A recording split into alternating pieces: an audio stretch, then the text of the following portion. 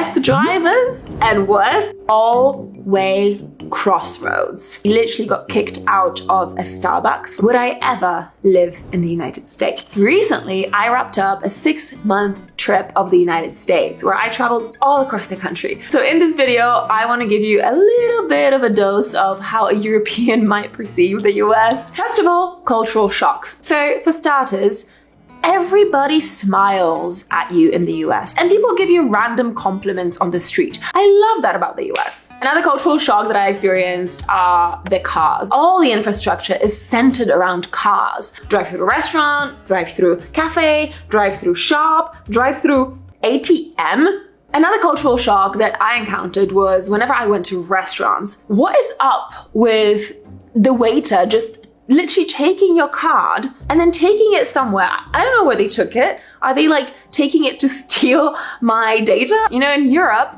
every single time the waiter would come over with the little card reader machine and you would like put in your PIN right there at your table. And then there's the tipping culture. In the United States, you know, you go to get a coffee, it costs like $4, $5, whatever. And then you're taking it away, but you're still expected to give a tip. We don't have that in Europe. Also, sales tax. Like, again, you go to a supermarket, it says one price, but you end up paying something completely different.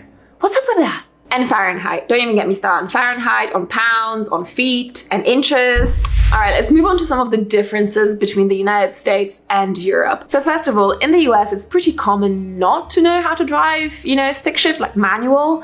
In Europe, that's basically how you learn. Everybody drives manual, and people do have automatic transmission cars, but like you can drive both. Then there's the road rules. For example, in the US, even when the traffic lights are red, you can still make a right turn. In Europe, that is not the case at all. If the light is red, it is red for a reason. And then my favorite thing about driving in the United States, all-way crossroads. You know the crossroads with like the like red stop sign and then that says like 4-way? You drive up to this crossroad and then the first person that got to the crossroad has priority.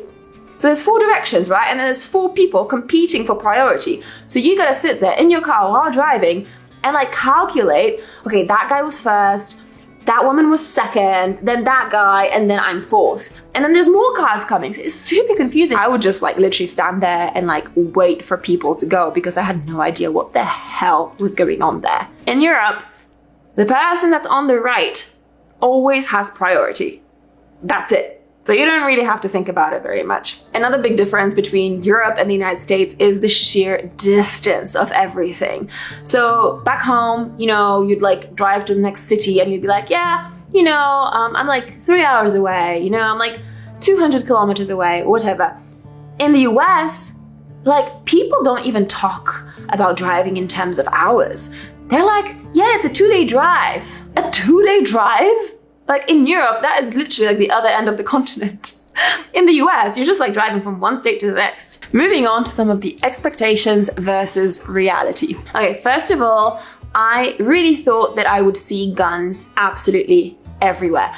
Honestly, like to be completely honest with you, I expected that every Walmart would sell guns.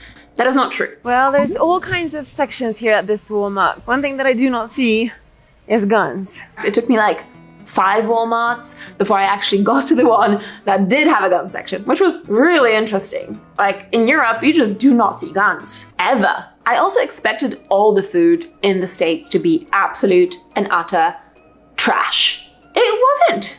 It wasn't all bad. But the fact of the matter is that trash food is very, very, very cheap and very widely spread. But in the US, you can also get some of the best food in the world.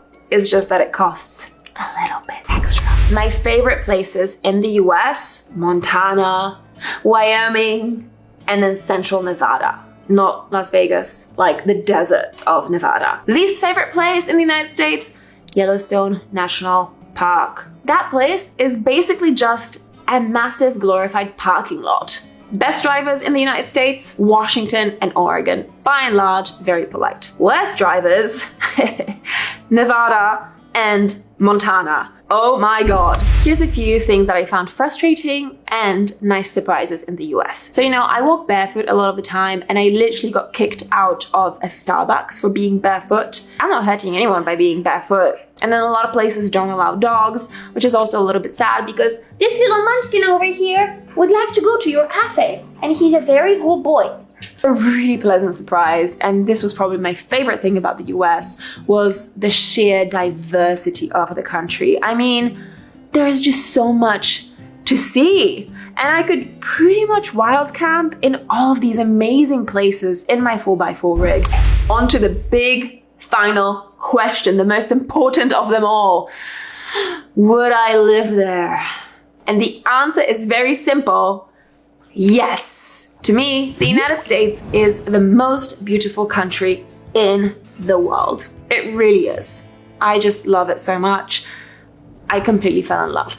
For more adventures from around the world, make sure you like my page on Facebook. See you in the next episode.